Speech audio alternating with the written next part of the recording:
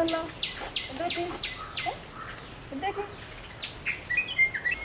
എന്തൊരു മക്കൾ ചോദിച്ചു കേട്ടില്ലേ? നിങ്ങൾ ഇങ്ങനെയൊന്നും ആയിരുന്നില്ലല്ലോ. ഇതെന്ത് പറ്റിയെന്ന്?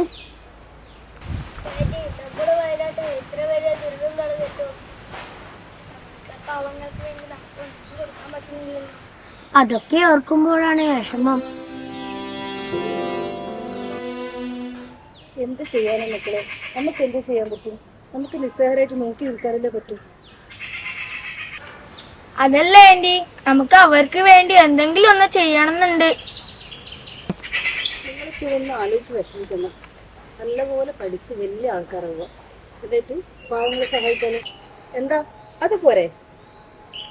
എന്നാലും അവർക്ക് വേണ്ടി നമുക്ക് എന്തെങ്കിലും ചെയ്യാൻ പറ്റിയിരുന്നെങ്കിൽ അതാണ് നമ്മൾ ആലോചിക്കുന്നത്. അങ്ങനെയാണെങ്കിൽ വിനീഷേട്ടനും മനുവേട്ടനും വയനാട്ടിൽ അവരെ സഹായിക്കാൻ പോകുന്നുണ്ടല്ലോ. അതെയോ? എന്നാൽ ഇന്ന് തന്നെ അവരെ പോയി കണ്ടാലോ? എന്നാ ശരി, നമുക്ക് ഇന്ന് തന്നെ അവരെ പോയി കാണാം. നിങ്ങൾ നല്ലപോലെ ആലോചിക്കും. നമുക്ക് എന്നാ ചെയ്യാൻ പറ്റുമെന്ന് നോക്കാം. ആലോചിക്കാനൊന്നുമില്ല. എനിക്ക് സ്കോളർഷിപ്പ് കിട്ടിയ പൈസ എന്റെ അമ്മ എനിക്ക് തന്നിട്ടുണ്ട്. അത് ഞാൻ അവർക്ക് കൊടുത്തോളൂ. എനിക്ക് സ്കോളർഷിപ്പ് കിട്ടിയ പൈസ ഉണ്ട്, അത് ഞാൻ തരാം. നമ്മൾ സൈക്കിൾ വാങ്ങാനൊക്കെ പൈസ ഉണ്ടെങ്കിൽ അത് നമ്മൾ ഇതിനു വേണ്ടി തരാം. വളരെ നല്ല കാര്യം. നിങ്ങളിൽ കാണിക്കുന്ന വലിയ മനസ്സുണ്ടല്ലോ, അത് മതി. നിങ്ങൾ വലിയവരായി നാളെ അറിയപ്പെടും. എന്നാവാ പോകാം.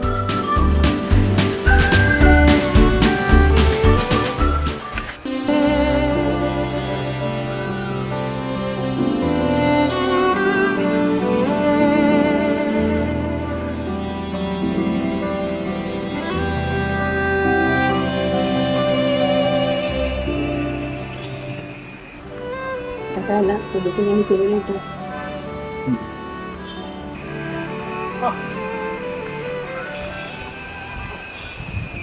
ഇവരാണോ നിങ്ങൾ പറഞ്ഞ പൈസ കിട്ടി? അതെ, ഇവരാണ്. ഇവർക്ക് അവിടെ വരാനും അവരെ സഹായിക്കാനും പറ്റാത്ത വിഷമത്തിലാണ്.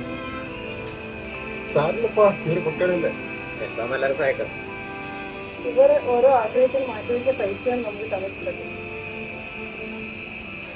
നിങ്ങൾ ഈ ചെയ്ത സഹായത്തേക്കാൾ വലുതായിട്ട് ഉള്ളത്. എടാ മക്കളെ, നിങ്ങളെ പോലുള്ളവർ നാടിനും വീടിനും അഭിമാനമാണ്. നിങ്ങൾ മറ്റുള്ള കുട്ടികൾക്കൊരു മാതൃകയാണ്. നിങ്ങളുടെ ഇവിടെയൊന്നും ദൈവം ഉണ്ടാവും മക്കളെ.